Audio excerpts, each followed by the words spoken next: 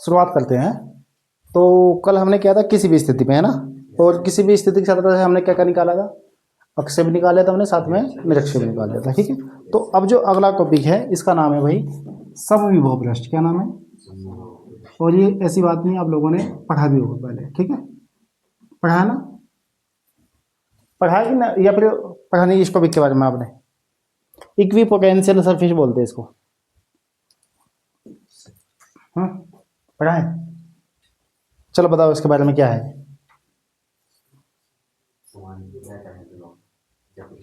समविभव पृष्ठ, है ना? वैसे भी इसके नाम से ही पता चल रहा है इसका समविभव पृष्ठ का, है ना? क्या पता चला नाम से, आपको बताओ। कि ऐसा पृष्ठ जिसके प्रत्येक बिंदु पर विभव क्या होता है, समान होता है, क्या कहलाता है? ठीक है ना? और ये किसी विद्युत क्षेत्र में होगा ना। तो लिखिए, किसी विद्युत क्षेत्र में स्थित, किसी विद्युत क्षेत्र में स्थित ऐसा पृष्ठ जिसके प्रत्येक बिंदु पर विभव समान होता है, समविभव पृष्ठ कहलाता है। ठीक है,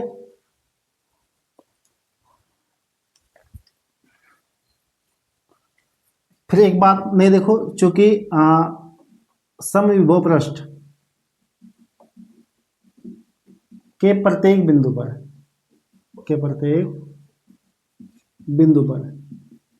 विभव समान होता है। ठीक है, तो इसलिए किन्हीं दो बिंदुओं के बीच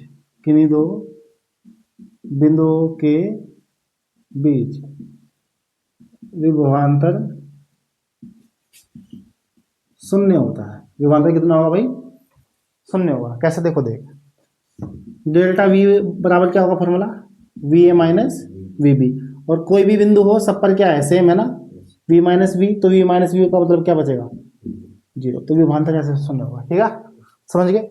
और एक चीज और देखो, एंड किया गया कार्य, क्या भाई किया गया कार्य भी शून्य होगा। क्यों? देखो, डेल्टा वी बराबर क्या फॉर्मूला था? W upon Q zero. इसका मान कितना हो गया है?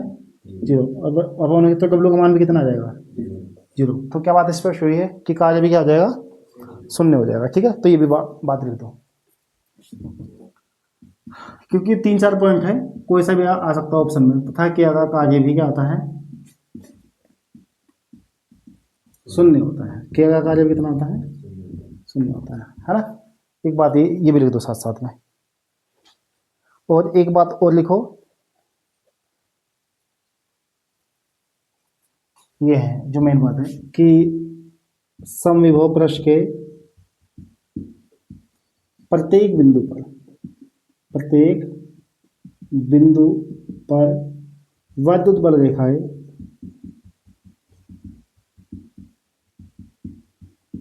पृष्ठ के लंबवत होती है। क्या होती है? पृष्ठ के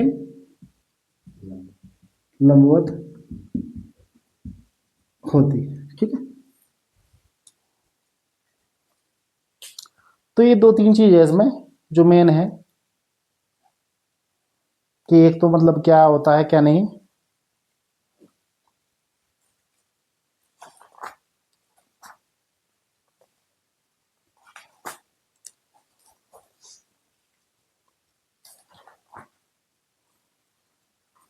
ठीक है, हो गया नहीं? हो गया नहीं? चलो ठीक है, चलो फिर एक अगला टॉपिक देखें। वो क्या है? आवेशों के निकाय की, हाँ, के निकाय की विद्युत स्थिति ऊर्जा। क्या है? विद्युत स्थितिज ऊर्जा। ठीक है, तो ये क्या है? चलो ऊपर जा रहा बार बार हाथ, ये ठीक है। ठीक है। तो इसमें क्या है, देखो देख, तुम्हें याद था ना कि जब हमने आपको बिंदु आवेश के कारण वैद्युत विभव निकाला था, याद है? तो हम क्या किया था हमने, अनंत से हम परीक्षण आवेश को लेकर के आए थे। इसमें बात होगी कि नहीं दो आवेश होगी, कितनी बात होगी कि कोई दो आवेश है बहुत दूर दूर, क्या है बहुत दूर दूर है, तो हम क्या कर रहे हैं कि उनको एक दूसरे के समीप ला रहे हैं, एक दूसरे के क्या क्या कर रहे हैं, तो जब उनको एक दूसरे के समीप लाएंगे तो क्या है, उसके लिए कुछ कार्य करना पड़ेगा, और वही कार्य किसमें करना पड़ता है, वैद्युत स्थिति ऊर्जा के रूप में। डेफिनेशन दी गई है, ठीक है, कि दो या दो से अधिक आवेशों के निकाय को, क्या भाई, दो भी आवेश हो सकते हैं और वो दो से अधिक भी हो सकते हैं, कि दो या दो से अधिक आवेशों के निकाय को, है ना, परस्पर अनंत दूरी से, हमें पता कितनी दूरी है, हमने क्या बोलते हैं इसको, अनंत दूरी से एक दूसरे के समीप लाने के लिए, एक दूसरे क्या बताएंगे, समीप लाने के लिए जो कार्य करना पड़ता है वह किसके रूप में कन्वर्ट हो जाता है, वैद्युत स्थिति ऊर्जा के रूप में कन्वर्ट हो जाता है। तो ये इसकी परिभाषा भी है, ठीक है। तो लिखिए इसके बारे में, देखिए, दो या दो से अधिक आवेशों के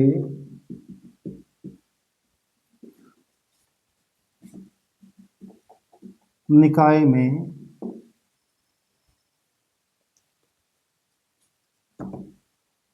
उन आवेशों को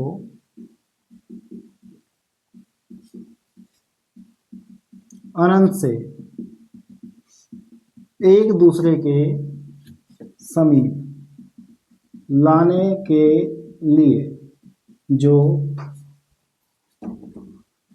कार्य करना पड़ता है वही निकाय की वैद्युत स्थितिज ऊर्जा के रूप में संचित हो जाता है, ठीक है, समझिए कैसे, देखो u बराबर 1/4πε0 Q1 Q2 R, ये है इसका फॉर्मूला, ठीक है। एक बात और लिख देना, इसे कैपिटल U से प्रदर्शित करते हैं, किससे करते हैं, कैपिटल U से प्रदर्शित करते हैं, ठीक है।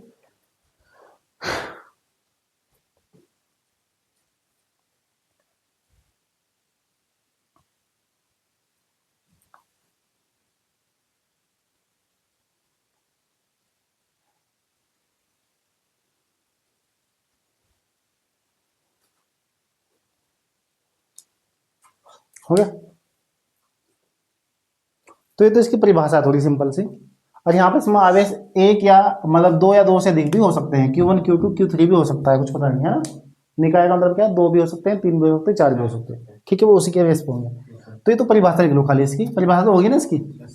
अब थोड़ा इसको हमें प्रूफ भी करना है, ठीक है, थोड़ा सा इसको प्रूफ भी करेंगे।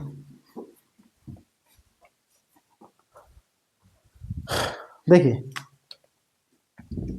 एक आवेश है, सपोज कीजिए ये है Q1, क्या प्लस का, और हमें नहीं पता कि हम एक आवेश लाए हैं, ये ए बिंदु है, ये बिंदु बी है, ये लाए हैं प्लस का Q2, और कहाँ से ले गए इसको, अनंत से, कहाँ से ले गए हम इसको, और बिंदु बी तक लाए हैं, है ना, दिख रहा ना बिंदु बी आपको, अनंत से लाए हैं, कहाँ पर लाए हैं इसको, बिंदु बी पर, और किसको लाए प्लस के Q2 को।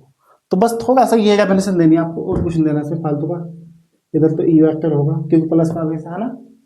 तो लिखेंगे क्या कि माना बिंदु O पर कोई आवेश प्लस Q1 स्थित है, जिसके बाद क्षेत्र में एक आवेश प्लस Q2 को अनंत से बिंदु B तक लाया जाता है, कहाँ तक लाया जाता है, बिंदु B तक लाया जाता है, जिनके बीच की दूरी कितनी है, स्मॉल r है, बस इतना लिखना और कुछ नहीं।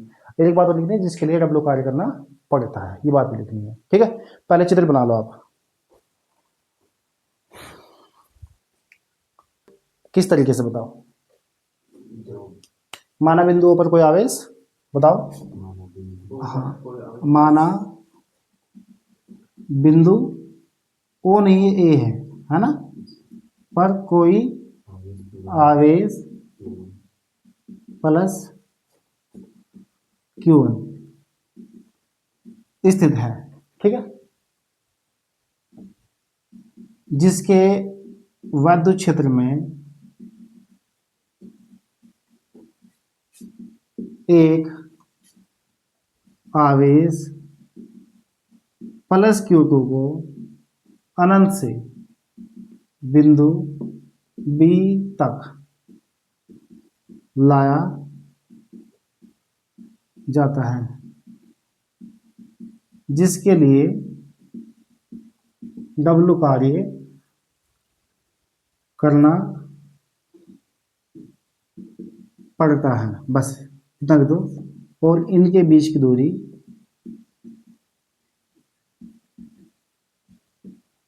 स्मॉल r है, ठीक है। अब ध्यान दो, तब आवेश प्लस Q1 के कारण बिंदु P पर उत्पन्न विभव, ठीक है। तो क्या है देखो, P पर नहीं है, B पर, सॉरी P नहीं, कौन सा बिंदु है, B है। तो VA बराबर फॉर्मूला होगा 1/4πε0 QA अपॉन में AB, ठीक है। तो VA बराबर क्या लगा दो, 1/4πε0 और AB का मान कितना है, R है, ठीक है। ये बात ली हमने फर्स्ट, ठीक है। अब ध्यान दीजिए, आवेश प्लस Q2 के कारण, किसके कारण भाई, आवेश प्लस Q2 के कारण बिंदु B पर विभव, ये तो हुआ है प्लस Q1 के कारण। अब जब हम किससे निकालेंगे, देखो ये तो हुआ है इस पर, ये तो निकला है विभव प्लस Q1 के कारण। अब हाँ, अब जो यहाँ पर प्लस Q2 है, इसके कारण कितना है वो भी निकालेंगे B पर। तो यहाँ पर दिया आवेश प्लस Q2 के कारण बिंदु B पर विभव, ठीक है। पर हाँ, एक मिनट, हमें क्या निकालना, कार्य निकालना है ना, तो वो निकालेंगे बिंदु बी पर किया गया कार्य, सॉरी क्या निकालेंगे, किया गया कार्य, क्योंकि ये जो आर्टिकल है आपके पास में किसका है, ऊर्जा का है, और ऊर्जा ही बाद में जो ना किस में हो जाएगी, कन्वर्ट विभव में हो जाएगी, क्लियर है ना। तो देखो तो यहाँ पर हम लगाएंगे विभव की परिभाषा, किससे लगाएंगे, विभव की परिभाषा से। तो परिभाषा क्या है, V बराबर W/Q0।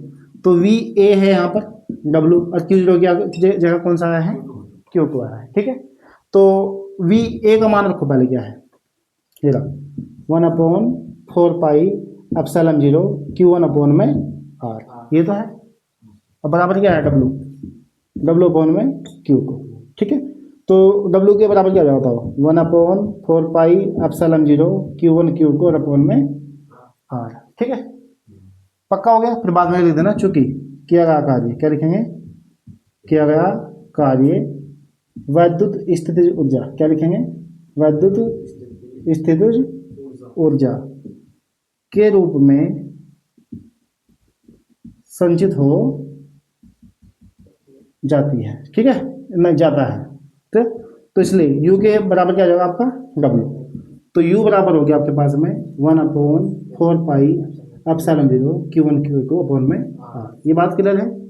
तो ये आपका यहाँ पे प्रूफ भी होगा। एक तरीका और भी है इसको यहाँ प्रूफ करने का, लेकिन तुम इसी से कर लो, ठीक है।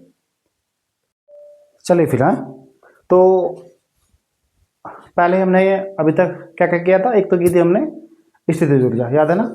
और अब क्या है, अब है हमारे पास में वैद्युत द्विध्रुव और इसको एक समान वैद्युत द्विध्रुव में घुमाने में क्या कार्य निकालेंगे हम, है ना। तो वैसे ये आर्टिकल ना पहले पिछले चैप्टर में भी है। हेडिंग क्या है, एक समान वैद्युत क्षेत्र में वैद्युत द्विध्रुव, क्या है, वैद्युत द्विध्रुव को घुमाने में किया गया कार्य, ठीक है। यानी कि आपको क्या निकालना है, क्या गया कार्य निकालना है, ठीक है। और एक समान वैद्युत क्षेत्र को इसमें इसको घुमाना भी है।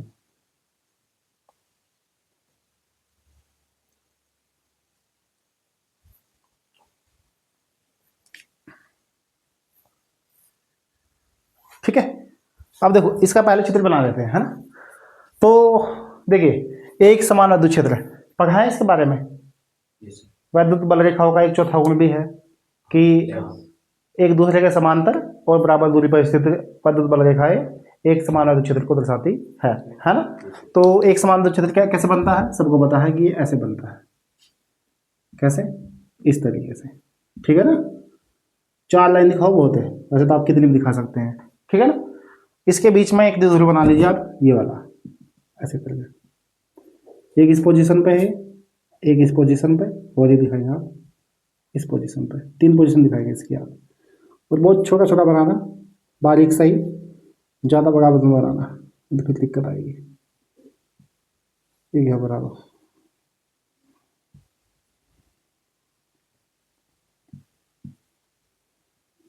और एक बना दो इधर। बैगिंग आ गई ना, बंद कर देते हैं। चलो अब तो सही हो गया। हाँ, और यार बड़ा छोटा हो गया, एक मिनट ना, चित्र में सही बना देता हूँ एक मिनट, है ना। तो मैं तरीका बताता हूँ कि ये चित्र बनता कैसे है आसानी से, है ना। तो सबसे पहले ना एक काम करो, एक ना द्विध्रुव बनाओ, सिंपली बना लो, ये वाला जैसे कि बना ले मैंने, ठीक है। और एक छोटा सा इसको बहुत बारीक बनाना, मतलब ज़्यादा मोटा मत बनाना, नहीं तो फिर चित्र में जो ना गड़बड़ हो जाएगी, ठीक है। बन गया, ले लो, ये रखा। और इसके बाद में क्या करो, इसका बीच का जो पॉइंट है ना, जो बीच का पॉइंट है, इससे दिखाओ यहाँ पे, ये रहा, और यहाँ पर ये रहा, ठीक है। और एक होल बना बीच से पॉइंट, ये बन गया, ठीक है। और ये है ए और बी, माइनस क्यू और प्लस क्यू, ठीक है। तो शुरुआत में जो एंगल है ये वाला, ये है θ1, कितना है, ये वाला एंगल है θ2, कितना है θ2, मतलब ये तो शुरुआत में कितना है θ1, और ये कितना है θ2, और ये जो बीच में ना ये वाला इधर वाला, ये है d θ, क्या है। और बस अब इसके ऊपर ऐसे बनाओ, तब आसानी पड़ जाएगी चित्र बनाने में। ये समझ गए, इस तरीके से बनाओ, इजी बन जाएगा चित्र, समझ गए। चित्र बनाने में आपको दिक्कत नहीं होगी तब। तो चित्र बना लीजिए, क्योंकि इसकी 3 पोजीशन दिखानी पड़ेगी, इसमें दिखाने रखा ना इसने, खैर कोई बात नहीं, लेकिन तीनों की तीनों दिखानी पड़ेगी।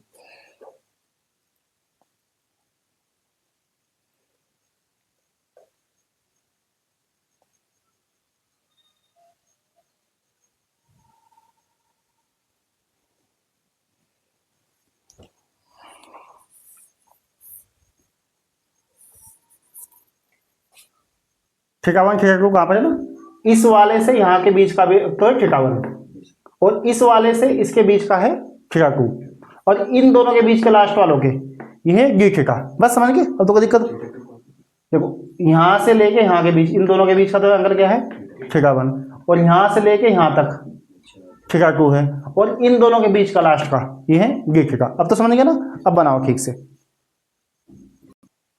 कराए अब इसको आगे, चलो। अच्छा अब बताओ इसके बारे में क्या क्या लिखेंगे। एक लाइन तो साफ साफ है कि जहां भी बन जाए तो एक बात पक्का लिखनी है कि माना ए भी एक द्विध्रुव है जो माइनस क्यू प्लस क्यू से मिलकर बना है, जिसकी लंबाई 2l है, इतना हो जाएगा। फिर क्या लिखेंगे, जो एक समान विद्युत क्षेत्र ई वेक्टर, जो एक समान विद्युत क्षेत्र ई वेक्टर में रखा है, और जिसे θ1 से θ2 कोण तक घुमाया जाता है, बस इतना लिखना है और कुछ नहीं, ठीक है। समझिए, क्लियर है। तो चलिए अब लिखिए, लिखो माना ए बी एक वैद्युत द्विध्रुव है जो माइनस क्यू व प्लस क्यू आवेशों से मिलकर बना है, जिसकी अल्प लंबाई, क्या लिखेंगे, अल्प लंबाई 2l है, ठीक है। जो एक समान विद्युत क्षेत्र ई वेक्टर में रखा है, जिसे θ1 से θ2 कोण तक घुमाया जाता है, जिसके लिए W कार्य करना पड़ता है। ये भी लिख दो, जिसके लिए W कार्य करना पड़ता है। बस इतना लिखो, कोई दिक्कत तो नहीं आता, ठीक है। तो इसको लिखिए आप पहले।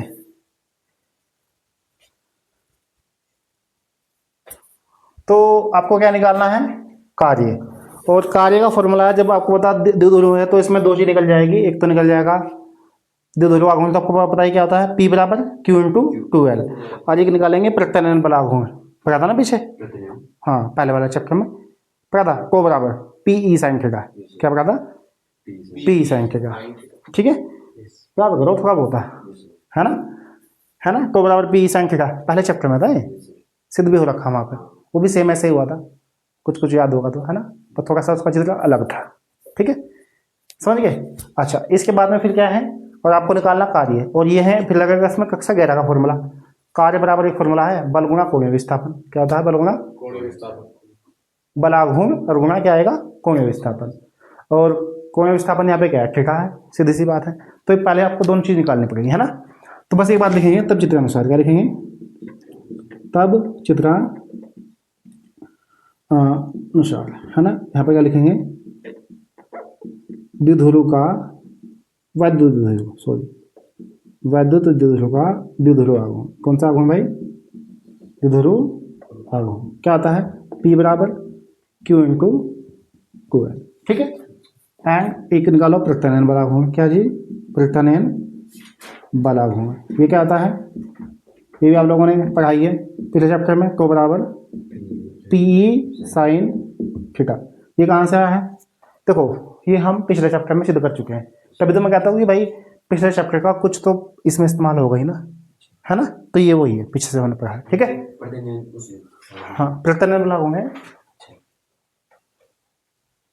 एक समान वैद्युत क्षेत्र में रखे द्विध्रुव पर कार्य करने वाला बल आघूर्ण। हेडिंग ये है, अच्छा, प्रत्यानयन बल आघूर्ण भी कहते हैं इसको। वहाँ पे खाली बल आघूर्ण लिखा होगा, ऐसा हो सकता है, लेकिन इसका नाम प्रत्यानयन बल आघूर्ण होता है सही मायने में, ठीक है। हाँ, बल आघूर्ण हो सकता है तुमने खाली बल आघूर्ण पढ़ा हो, लेकिन इसका नाम क्या सही, प्रत्यानयन बल आघूर्ण, ठीक है। इसको बल आघूर्ण भी हो सकता है कि आपको आपने खाली वहाँ पर बल आघूर्ण लिखा हो, देखा हो, ठीक है। चलिए इतना हो गया। अब देखिए हमें क्या निकालना है, हमें तो पूरा कार्य निकालना है, तो हम क्या लिखेंगे, इसलिए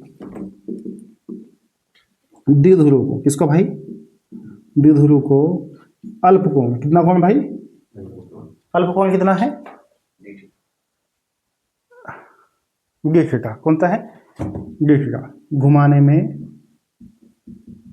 किया गया कार्य। क्या फॉर्मूला बताओ, मैं लिख देता हूं यहाँ पे, कार्य बराबर फॉर्मूला है बल आघूर्ण और गुणा होता है कोणीय विस्थापन। क्या होता है गुणा, कोणीय विस्थापन। ये कक्षा 11 का फॉर्मूला भाई, है ना।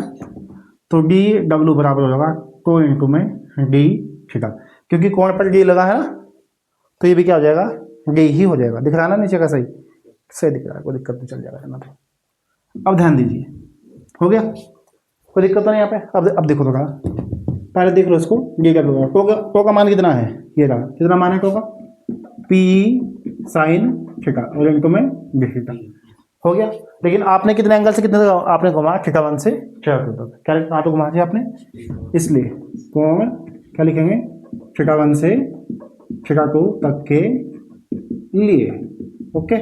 तो यहाँ पर देखो क्या लगता था बेसिक कंडीशन में, समाकलन पीई और यहाँ पर क्या है साइन थीटा और इंटू में डी थीटा, और यहाँ पे क्या है थीटा 1 से लेके, जब शुरुआत में तो एंगल काम 0 होगा, फिर बाद में कितना हो जाएगा डब्ल्यू, ठीक है ना, क्योंकि शुरुआत में थीटा 1 पे रखा है ना ऑलरेडी वो, फिर आपको घुमा दे इसको, ठीक है, कंडीशन है। चलो अब देखो इसका क्या होगा, बताओ इसका क्या आता है डब्ल्यू, और यहाँ पे 0 और यहाँ पर डब्ल्यू, यहाँ पे पी क्या जाएगा बाहर, यहाँ क्या बचेगा थीटा 1 थीटा 2 और यहाँ पे क्या बचेगा साइन थीटा। ये तो बनाना है चित्र, चलो तो बात नहीं, जरूरत नहीं है इसकी, साइन थीटा इंटू में डी थीटा, ठीक है। अब देखो, अब देखते हैं समाकलन आपसे आता नहीं आता है, साइन का पढ़ाया क्या होता है समाकलन, साइन का क्या आता है, पढ़ लिया समाकलन, बहुत अच्छी बात है। साइन का क्या आता है, माइनस का, बायोलॉजी वाले को नहीं पता होगा लेकिन तुम्हें पता है, ठीक है। साइन का क्या आता है माइनस का कोस होता है, ठीक है। और यहाँ पे थीटा 1 और यहाँ पे क्या है, कोई दिक्कत तो नहीं है यहाँ तक, ठीक है। चलिए अब देखो डब्लू बराबर माइनस तो बाहर आ जाएगा, ये हो जाएगा कोस थीटा 2 और माइनस के कोस, कुछ छूट गया मुझे लग रहा है पी ई छूट गया शुरुआत में, यहाँ पे क्या था पी, समझ गए, ठीक है। और ध्यान दीजिए जब ये माइनस अंदर जाएगा तो क्या होगा डब्लू बराबर पी ई, और यहाँ पर क्या आ जाएगा कोस थीटा 1 और माइनस का कोस, हो जाएगा नहीं हो जाएगा, बस यही फॉर्मूला है। मात्रक क्या होगा इसका जूल, क्या होगा मात्रक, ठीक है, ये कार्य का फॉर्मूला है। चलो लिख लीजिए इसको। अब देखिए इसकी 2-3 ना विशेष कंडीशंस हैं, कुछ स्पेशल कंडीशन है, क्या क्या है थोड़ा ध्यान दीजिएगा। चल तो रहा ना, इसको दिखा दो।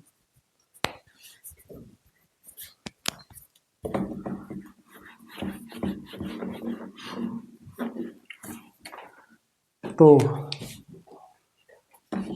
एक पहली जो विशेष स्थिति है वो क्या है, ध्यान दीजिए, वो ये है कि नंबर 1, यदि द्विध्रुव को, किसको भाई, द्विध्रुव को साम्य अवस्था से, किससे भाई, साम्य अवस्था आप लोगों ने पढ़ी है, केमिस्ट्री में पढ़ ली होगी, क्या मतलब होता है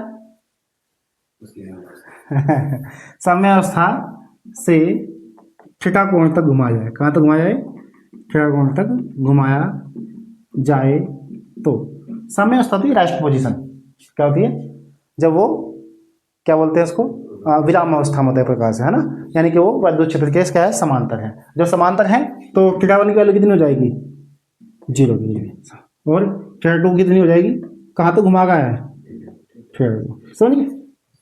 तो ये मान इसमें रखो, तो इसलिए डब्लू बराबर पी, यहाँ पर क्या आ जाएगा कोस 0 और माइनस के कोस थीटा, तो डब्लू बराबर कितना आ जाएगा पी, इसका मान क्या आएगा 1 माइनस कोस थीटा, और मात्रक क्या होगा इसका जो, अब बताओ कोई दिक्कत है क्या, ठीक है। तो ये तो होगा साम्य अवस्था से। अब इधर वालों को साफ कर लेता है, इसको कोई जरूरत नहीं है। दूसरी देखें,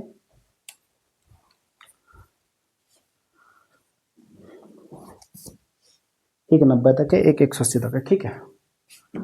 नंबर 2, यदि द्विध्रुव को, किसको भाई, द्विध्रुव को साम्य अवस्था से, किससे भाई, को साम्य अवस्था से 90 डिग्री के कोण तक, कहाँ तक भाई, मतलब उसको लंबवत कर दिया है ना, तक घुमाया जाए तो, समझ गए। तो तब क्या होगा था, घुमाया जाए तो थीटा की वैल्यू कितनी हो जाएगी 90 हो जाएगी, बाकी तो ये रहेगा फॉर्मूला। तो क्या होगा बराबर, क्योंकि साम्य अवस्था बोला ना इसने, तो पी क्या होगा 1 माइनस कोस 90, और कोस 90 का मान कितना होता है जानते हैं ना आप लोग, तो डब्ल्यू बराबर क्या हो गया पी 1 माइनस 0, यानी डब्ल्यू बराबर कितना मान आएगा खाली पी आ जाएगा, ठीक है, कोई दिक्कत तो नहीं है। एक और है नंबर 3, ये 90 है, यदि इसको 180 घुमा दिया, कितना घुमा दिया, उल्टा कर दिया जी, समझ गए, क्या करते हैं इसको, यदि साम्य अवस्था से, किससे भाई, साम्य अवस्था से 180 डिग्री के कोण पर, कितने पर घुमा दिया जाए, पर घुमा दिया जाए तो क्या होगा देखो, तो थीटा की वैल्यू कितनी हो जाएगी 180, डब्ल्यू क्या जाएगा पी 1 माइनस कोस 180, ठीक है। बता कोस 180 का मान कितना होता है, तो माइनस माइनस क्या आ जाएगा प्लस क्या होगा, समझिए, क्योंकि कोस 180 का मान कितना है -1 है, और माइनस माइनस क्या हो गया +1 हो गया, ठीक है। तो डब्ल्यू के बराबर क्या हो जाएगा 2p, ये मैक्सिमम कार्य है भाई इसमें, है ना, कोई पूछे भी ना, ये इसका मैक्सिमम कार्य है ना, कि द्विध्रुव को घुमाने में मैक्सिमम कार्य कब प्राप्त होता है, जब उसको विपरीत दिशा में घुमाया जाता है, समझिए। किधर है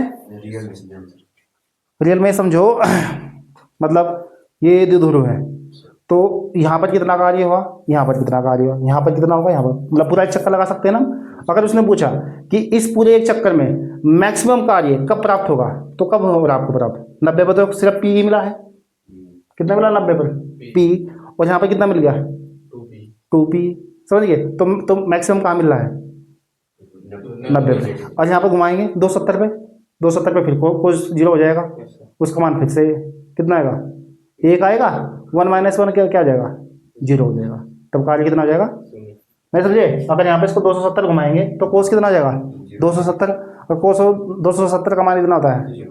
0 होता है, पता है क्या इतना? श्योर, ठीक है। तो तब कितना हो जाएगा? तब तो खाली पी ई आएगा, सॉरी 0 नहीं होगा। कितना होगा? क्योंकि इसका तो मान 0 होगा ना, है ना? नहीं, यहाँ पर कोस 0 आएगा ना। कोस 0 का मान कितना होता है? 1, 1 में से 1 का 0, है ना? तो तब ये मिनिमम काम होगा, है ना? और फिर घुमाएंगे, फिर वो 360 पे आ जाएगा। समझिए बात, इस तरीके से होगा ना, ठीक है। चलिए, हो गया नहीं? तो ये इसकी 3 कंडीशन थी। पोजीशन, फर्स्ट वाली पोजीशन साम्य अवस्था। देखो जब हमने आर्टिकल किया तो वो पहले से ही थीटा एंगल पे रखा है। कितने एंगल पे रखा है? लेकिन अब साम्य अवस्था होती है बिल्कुल, ये ऐसा था ना, ऐसे रखा बिल्कुल साम्य अवस्था, मतलब जिस दिशा में वैद्युत क्षेत्र है उसी दिशा में ही वैद्युत द्विध्रुव है। ये होती है रेस्ट पोजीशन, साम्य अवस्था। क्लियर है? और बताओ, और कुछ पूछना है क्या? और कुछ है? नहीं, हम पहले थीटा तक निकाल लें ना। थीटा का निकल गया ना, अब हम थीटा से चाहे कितना ही एंगल कर लो, आपकी हमारी इच्छा, चाहे 270 कर लो, चाहे 360 कर लो, आपकी इच्छा है, उससे क्या दिक्कत आ रही है? तो थीटा पे एक फॉर्मूला है ना, ये हमें काम भी आएगा ना आगे के लिए, इसलिए पहले इसको निकाल लिया हमने, ठीक है। और बताओ कुछ, और कोई सवाल है?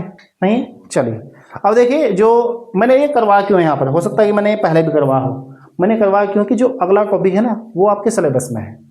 जो अगला टॉपिक है वो क्या है? हमारे पास में कोई द्विध्रुव है, जैसे ये है, और यहाँ पर वैद्युत क्षेत्र है, तो द्विध्रुव को अनंत से वैद्युत क्षेत्र में लाने में क्या कार्य है? देखो, अब तक तो हम सिर्फ आवेश को ला रहे थे वैद्युत क्षेत्र में, तो तब हमने कार्य निकाला जो हमारा पिछला आर्टिकल था, ठीक है, वो तो निकाली वैद्युत स्थिति। अब क्या है? अब हमारे पास में द्विध्रुव है। क्या है? द्विध्रुव है, और ये किसी आवेश को वैद्युत क्षेत्र में लाना है, तो तब कार्य कितना होगा? समझ गए? और ये होती है वैद्युत स्थिति ऊर्जा ही है वो, ठीक है, नहीं बात, लेकिन ये द्विध्रुव वाली है। किसकी है? तो हेडिंग ये है अगला, ठीक है। तो पहले इसको नोट कर लीजिए और मैं अगला हेडिंग लिखवाता हूँ आपको।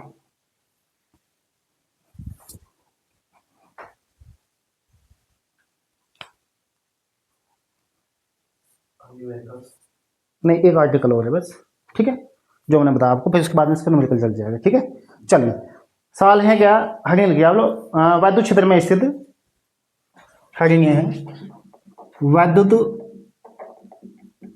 क्षेत्र में स्थित किसी द्विध्रुव की, किसकी भाई? द्विध्रुव की वैद्युत स्थितिज ऊर्जा, ठीक है, समझ गए? ये है आपके पास में हेडिंग कि वैद्युत क्षेत्र में स्थित किसी द्विध्रुव की वैद्युत स्थितिज ऊर्जा कितनी होती है ना। पहले तो इसकी कैपिटलाइजेशन समझो, यहाँ पर समझो कि वैद्युत क्षेत्र है, ठीक है, हम इसको लाए हैं वैद्युत क्षेत्र में। समझ की परिभाषा क्या है कि वैद्युत क्षेत्र में स्थित किसी द्विध्रुव की वैद्युत स्थितिज ऊर्जा उस द्विध्रुव को अनंत से, कहाँ से? अनंत से उस वैद्युत क्षेत्र, अनंत से उस वैद्युत क्षेत्र में लाने में जो कार्य करना पड़ता है उसी के क्या होती है? बराबर होती है। ये परिभाषा है बस, समझे कि क्या होता है? ये वैद्युत क्षेत्र है, ये द्विध्रुव है, और हम इसको कहाँ से ला रहे हैं? अनंत से। किस में लेकर आ रहे हैं? वैद्युत क्षेत्र में, वैद्युत क्षेत्र में ला गए, है ना। तो इस द्विध्रुव को अनंत से वैद्युत क्षेत्र में लाने के लिए जो कार्य करना पड़ता है वो किसके बराबर होता है? इसकी वैद्युत क्षेत्र की, सॉरी, वैद्युत स्थिति ऊर्जा के बराबर होता है। ये यही इसकी डेफिनेशन, और कुछ नहीं है, ठीक है। चलिए, तो लिखिए, लिखिए, वैद्युत क्षेत्र में स्थित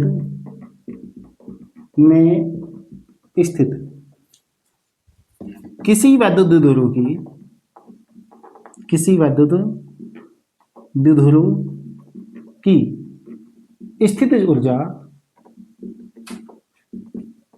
उस कार्य के बराबर होती है, कार्य के बराबर होती है जो द्विध्रुव को अनंत से, किससे भाई? अनंत से वैद्युत क्षेत्र में लाने के करना पड़ता है, ठीक है, करना पड़ता है, और इसे कैपिटल यू से प्रदर्शित करते हैं। किससे करते हैं भाई? कैपिटल यू से प्रदर्शित करते हैं, और u बराबर फॉर्मूला है माइनस का पीई कोस थीटा, इस प्रूफ होगा भी भाई, ठीक है। जूल मतलब क्या होगा, जूल। ठीक है।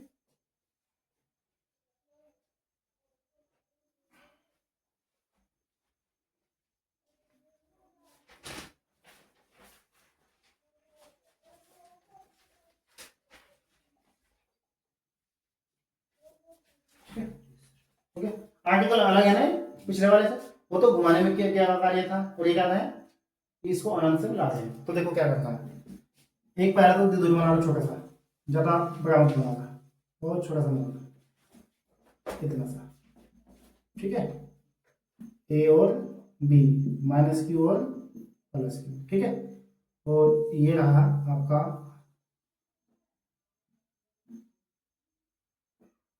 ये क्या है आपका वैद्युत क्षेत्र, क्या है ई वेक्टर, और जहां से लाए हैं ये अनंत से, कहां से लाए हैं इसको, और लंबाई कितनी होगी इसकी बताएं आपको, वो है ये तो एल है, और ये भी एल है, ठीक है। समझ गए चित्र कैसे बनेगा, लिखना क्या है तुम्हें समझ में भी आ गया होगा।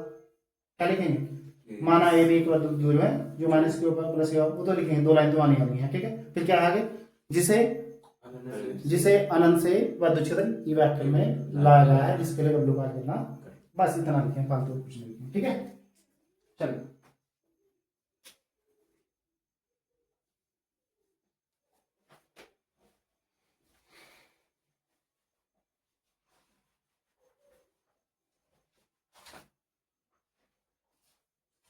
चित्र बन गया है, लिखवा दे, चलो अब जो इसको प्रूफ करवाते हैं। देखिए माना ए बी एक वैद्युत द्विध्रुव है, जो माइनस क्यू व प्लस क्यू आवेशों से मिलकर बना है, जिसकी अल्प लंबाई कितनी भाई 12 है। क्या लिखेंगे, जिसे वैद्युत क्षेत्र ई वेक्टर में अनंत से लाया जाता है, ये बात समझ लेना, जिसके लिए W कार्य करना पड़ता है, ठीक है। हो गया ना, ये लिखा क्या आपने, लिख लो आराम से, कोई दिक्कत नहीं है, हो गया ना। बस अब यहाँ पे लिखना तब चित्रानुसार, क्या लिखेंगे तब चित्रानुसार, ठीक है। द्विध्रुव की किसके भाई, कार्य निकालना ना, तो कार्य का फॉर्मूला क्या था, बल गुणा, तो पहले बल निकालेंगे, ठीक है। तो क्या लिखेंगे, इसलिए द्विध्रुव के सिरे ए पर, किस पर सिरे, कार्य करने वाला बल, कार्य करने वाला बल, ये पहले निकाला आपने, कहा ना ई बराबर एफ अपॉन क्यू होता है, पहले वाले चैप्टर में। ए पर आवेश माइनस का है, लेकिन ई कैसी राशि है, सदिश है, तो सदिश में प्लस माइनस नहीं देखा जाता, ठीक है, बता दें बात, ये जो ई है ये तीव्रता होती है, हाँ तीव्रता होती है। वैद्युत क्षेत्र देखो, वैद्युत क्षेत्र और वैद्युत क्षेत्र की तीव्रता फर्क दोनों में कुछ नहीं है। वैद्युत क्षेत्र तो एक कॉमन नाम हो गया, जैसे कि बात हो गई है विद्युत आ रही है, विद्युत तो एक कॉमन नाम हो गया। तीव्रता बताती है, इंटेंसिटी बताती है पावर को, किसको बताती है कि आखिरकार वो कितना पावरफुल है वैद्युत क्षेत्र। मतलब बात वही हो गई है कि लाइट LT से आई है कि HT से आई है, मतलब वो 11,000 से आई है या फिर वो 1,00,000 वाले से आई है, बस ये होती है तीव्रता। तीव्रता बताती है इंटेंसिटी से, क्यों कितना पावरफुल है कितना नहीं, समझिए नहीं बात, इसलिए तीव्रता बोल दिया जाता है इसको, ठीक है। तो बोलो ऐप बराबर क्या होगा, Q इंटू ई, और ये ए पर हो जाएगा, किस पर हो जाएगा, ए पर। जरा इधर साफ कर दो, बंद तो है ना ये तो, चलिए तो इसी प्रकार किसका क्या लिखेंगे, इसी प्रकार सिरे बी पर, किस पर सिरे बी पर, तो बी पर कितना होगा आपको, बी बराबर वो भी सेम इतना ही होगा क्यों, क्योंकि आवेश तो दोनों में क्यू है, एक पर माइनस का, एक पर किसका है, प्लस का, इतना बराबर है। ठीक है, तो अब देखो इसलिए द्विध्रुव को अनंत से लाने में किया गया कार्य। ठीक है, कार्य का फॉर्मूला आता है बल गुणा विस्थापन। ये लगा, ये पर रखा आपने कब लोग पर एफ एस कोस थीटा, याद है एफ एस कोस, क्योंकि ये मध्य क्षेत्र है, किधर है होता है मध्य।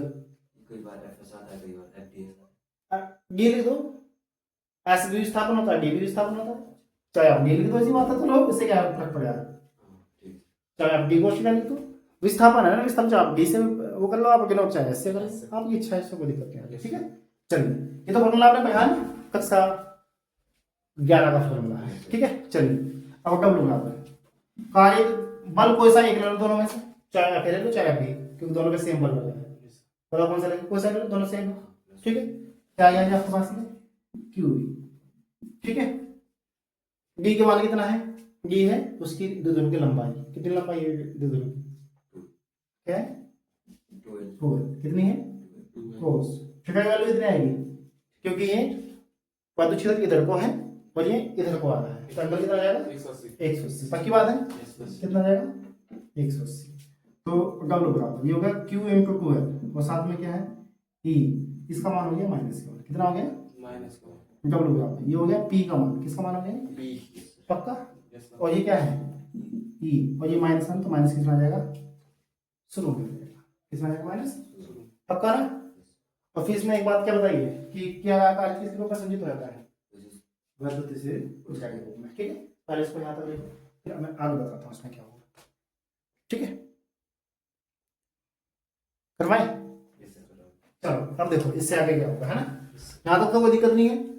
फिर क्या लिखेंगे, चूंकि किया गया, क्या लिखेंगे, किया गया कार्य द्विध्रुव, किसकी भाई, द्विध्रुव की वैद्युत स्थितिज, क्या लिखेंगे, वैद्युत स्थितिज ऊर्जा के रूप में, किसके रूप में भाई, ऊर्जा के रूप में संचित हो जाता है। ठीक है, तो इसलिए u के बराबर हो जाएगा डब्ल्यू, क्या जाएगा u के बराबर डब्ल्यू, तो u बराबर हो गया है माइनस का p, क्या हो गया है p, इस पर लिख देना 0 डिग्री, क्या लिख देना इस पर, क्योंकि आपने देखा ना ये फिलहाल 0 डिग्री के एंगल पर आ रहा है, इस कितने एंगल पर आ रहा है 0 डिग्री पर, है ना। अब देखो इसमें एक चीज रुको, यदि द्विध्रुव, इसको भाई द्विध्रुव को साम्य अवस्था, सब साम्य अवस्था कितनी, ये तो है, कितनी साम्य अवस्था से थीटा कोण कितना भाई घुमा दिया जाए, क्या करेंगे घुमा दिया जाए, तो ऊर्जा कितनी, ध्यान दीजिए, तो यू थीटा बराबर होगा डब्ल्यू, और यू थीटा बराबर डब्ल्यू थीटा वाली क्या है साम्य अवस्था वाली पी 1 माइनस कोस थीटा, क्या जाएगी, समझिए। आपको जो ना कुल कार्य निकालना है ना, तो देखो ये तो कार्य निकला है सिर्फ कितने पर 0 डिग्री पर, अगर बाई चांस उसी से हमने कुछ एंगल घुमा देते तो तब कितना होता कार्य, ये हमने पिछले आर्टिकल में अभी पढ़ी है ना। और हमें क्या निकालना, कुल ऊर्जा, क्या निकालनी है, तो कुल ऊर्जा में दोनों आपस में क्या जाएगी, जुड़ जाएगी, ये दो क्या कुछ होगा, तो इसलिए द्विध्रुव की कुल ऊर्जा क्या लिखेंगे, द्विध्रुव की कुल ऊर्जा, तो कितनी होगी यू बराबर u0 और प्लस u थीटा वाली, जीरो वाली कितनी है माइनस के p, और ये कितनी है pe 1 माइनस कोस थीटा। अब इनको जोड़ो, नीचे है जगह, अभी तो है, दोनों में से क्या चीज को बनाएगा, यहाँ पे क्या बचेगा माइनस कोस, यहाँ पे प्लस का 1 और माइनस के कोस थीटा, 1 से 1 कितना बच गया माइनस का pe, और साथ में क्या बच गया कोस थीटा। क्या ये फॉर्मूला था हमारा, कुछ और था, ये था ना, याद है। तो ये है जी द्विध्रुव को एक समान क्षेत्र में लाने के लिए ऊर्जा। ठीक है, कोई दिक्कत तो नहीं ना, तो देखो अब जैसे कि हमने तुम बता ना, इस चैप्टर के 2 पार्ट हैं, एक है विभव और एक क्या है धारिता। तो विभव के आर्टिकल यहाँ पर समाप्त हो चुके हैं, जितनी थ्योरी थी जो आर्टिकल थे इसके क्या हो चुके हैं यहाँ पर समाप्त। तो अब हम ऐसा करेंगे, कुछ सवाल पहले विभो के करवा देते हैं न्यूमेरिकल्स, ठीक है, कुछ बताएंगे ज़्यादा नहीं, बस थोड़े बहुत बता देंगे, है ना। एक क्लास पूरी मतलब ये कि 7-8 सवाल बता देंगे आपको पहले विभो के, फिर उसके बाद शुरू कर देंगे हम क्या, धारिता, फिर धारिता कंप्लीट करवा के फिर उसके सवाल बताएंगे, फिर दोनों के मिक्सर बताएंगे, दोनों क्या बताएंगे, मिक्सर और प्लस एनसीईआरटी वाले, ठीक है ना, ऐसे करेंगे, है ना। क्योंकि अभी आपने विभो पढ़ा है, तो अभी इसके न्यूमेरिकल तो आपने किए नहीं, तो इसके भी कुछ न्यूमेरिकल बता देते हैं, है ना। तो इसी क्रम में एक छोटा सा न्यूमेरिकल बता दो पहले, ठीक है। चलिए एक छोटा सा न्यूमेरिकल है और आसान सा भी है, ठीक है, करवा देता हूँ, लिखा दो सामने ही। चलो ये लिख लेना आपने, ठीक है। चलिए सवाल देखें, सवाल क्या है, 1 माइक्रोकूलम तथा -1 माइक्रोकूलम, 1 माइक्रोकूलम तथा -1 माइक्रोकूलम के दो आवेश परस्पर, के दो आवेश परस्पर 2 सेंटीमीटर की दूरी पर है, 2 सेंटीमीटर की दूरी पर है। आगे क्या लिखा है, यह द्विध्रुव 2 × 10⁵ न्यूटन प्रति कूलम तीव्रता के विद्युत क्षेत्र में साम्यावस्था में रखा है। यह द्विध्रुव 2 × 10⁵ न्यूटन प्रति कूलम के विद्युत क्षेत्र में साम्य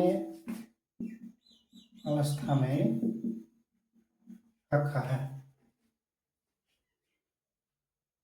ज्ञात कीजिए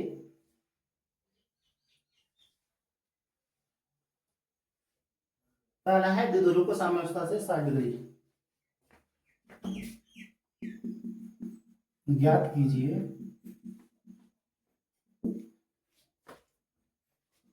फर्स्ट द्विध्रुव को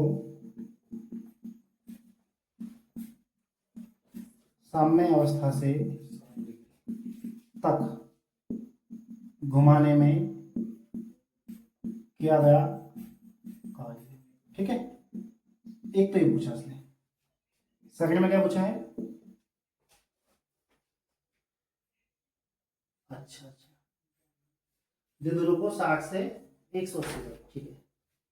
दूसरे में कहा इसने द्विध्रुव को साम्य अवस्था से 60 से 180 तक, कहा था सवाल 60 से 180 तक घुमाने में क्या होगा, ठीक है। सवाल 2 है, सवाल 1 ही है लेकिन इसमें 2 चीजें पूछी इसने, ठीक है। अब देखिए होगा कैसे, तो जैसे कि मैं कहता हूं कि पहले एक बार ना सवाल करने से पहले सवाल को पढ़ लेना चाहिए कि सवाल में क्या दे रखा क्या नहीं, है ना। तो सवाल में फिर आसानी से हो जाता है। देखो 1 माइक्रोकूलम और -1 माइक्रोकूलम यानी कि प्लस की और माइनस की हो गया, दूरी कितनी है 2 सेंटीमीटर की दूरी पर, यानी कि क्या है 12 है, क्या है 12 पर है। यह द्विध्रुव, और इसने ऑलरेडी बता भी दिया कि क्या है द्विध्रुव 2 × 10⁵ न्यूटन प्रति कूलम के विद्युत क्षेत्र, यानी कि किसका मान है, ई का मान है, किसका मान है, इसमें रखा है, ठीक है। ज्ञात करना है फर्स्ट साम्य अवस्था से कितना घुमाना है, सिर्फ 60 डिग्री रखा हमने वाला आगे तक साम्य अवस्था वाला, और एक में क्या है साम्य अवस्था 60 से 180 यानी कि θ1 से θ2, ये दूसरा आर्टिकल है जो पहले वाला, समझे नहीं बात को, 2 कंडीशन करवाई ना आपको, θ1 से θ2 भी करवाया, साम्य अवस्था वाले भी करवाया, क्लियर है। चलिए अब देखिए सॉल्व करेंगे। तो सबसे पहले क्या लिखेंगे, दिया है क्या लिखेंगे, सिर्फ आवेश कोई साइड ले लो, 1 माइक्रोकूलम कितना है, तो कितना मान है 1 × 10⁻⁶ गुना, ये तो है 12 कितना है 12 2 सेंटीमीटर, बोले तो 2 × 10⁻⁻2 मीटर, ये तो होता है, ये कुछ और होता है। चलो अब देखो, और ई क्या है विद्युत क्षेत्र, क्या है विद्युत क्षेत्र ई, इसका मान कितना है 2 × 10⁵ न्यूटन प्रति कूलम। तो इसलिए सबसे पहले पी निकालो, क्या निकाल लो, क्यों हम इसको पढ़ेंगे ना बार बार, तो पी निकालो। देखो ध्यान दीजिए पी का मान क्या है, क्यों 1 × 10⁻⁶, इसका मान कितना है 2 × 10⁻⁻2, तो कितना आ गया 2 × 10⁻⁸ कूलम, ये आएगा कुछ और आएगा, पक्का ना, समझ गए? चलिए अब सॉल्व करते हैं फर्स्ट वाला। कौन सा वाला भाई? तो फर्स्ट वाले में क्या करना, समय अवस्था से कितना है मान के 60, तो इसलिए काट दिए। क्या निकालना आपको? डब्ल्यू का क्या formula? P 1 minus cos theta. तो पी का मान निकालो, ये रहा, कितना है? 2 गुणा 10 की पावर माइनस के 8। ई का मान कितना है? ये रहा, कितना है? 2 गुणा 10 की power 5। 1 minus cos theta value कितनी है? 7। ठीक है, 7 कितना है? कितना आ जाएगा बताओ? 2 गुणा 4 और 10 की पावर कितनी बचेगी? माइनस के 3। 1 माइनस कोस 30 कोस 8 का मान कितना होता है? 1/2 होता है भैया। हाँ, कोस 30 का होता है, रूट 3/2 उल्टा होता है साइन का। साइन का क्या आता है? उल्टा, पता होना चाहिए आपको। ठीक है, चलो अब कब लगाओ? 4 गुणा 10 की पावर माइनस 3, कितना बचेगा? ये 1/2 बचेगा, है ना? ये 2 से 2 कैंसिल हो गया, कितना आया? 10 की पावर माइनस के 3 जूल, है ना? हो गया, आ गया आंसर, कोई दिक्कत तो नहीं है। चलिए इसको मैं ये करवा देता हूँ। ठीक है, हर जगह तो इतनी। ठीक है, अब ये क्या है? सेकंड में थीटा 1 तो कितना है? 60 है, और थीटा 2 कितना है? 180 है ना? उसने कहा कि 60 से 180 तक बता दिया। ये तो सवाल है। चलो चलो अब देखो, इसलिए कहा गया क्या फॉर्मूला निकालना भाई? क्या फॉर्मूला होगा? PE cos theta 1 cos theta 2। अब देखो थोड़ा ध्यान दो, पीई का मान ये निकल रखा है, कितना रखा? 4 गुणा 10 की पावर माइनस के 3। सीधा ये लिखो ना, क्यों बार बार लिख दो? ठीक है ना? ये बात कितना मान है इसका? यहाँ लिख दो डब्ल्यू का 4 गुणा 10 की पावर माइनस के 3। इन दोनों का मान यहाँ से लिख दिया मैंने, समझ गए? अच्छा, कोस थीटा 1 कितना है? कोस 60 और माइनस का कोस कितना होगा? 180। अब देखो डब्ल्यू ये हो गया 4 गुणा 10 की पावर माइनस के 3। इसका मान कितना आएगा? 1/2। उसका मान कितना आएगा? माइनस माइनस हो जाएगा प्लस में, कितना आएगा? ठीक है, दोनों को जोड़ो, कितना आएगा? हाँ, कितना आ गया? समझ गए ना कैसे आया?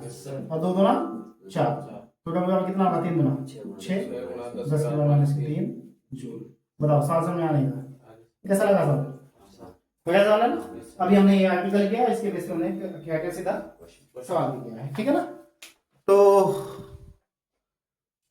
ठीक है, इस क्लास में सिर्फ इतना ही है ना, बाकी हम आपको अगली क्लास में करवाएंगे।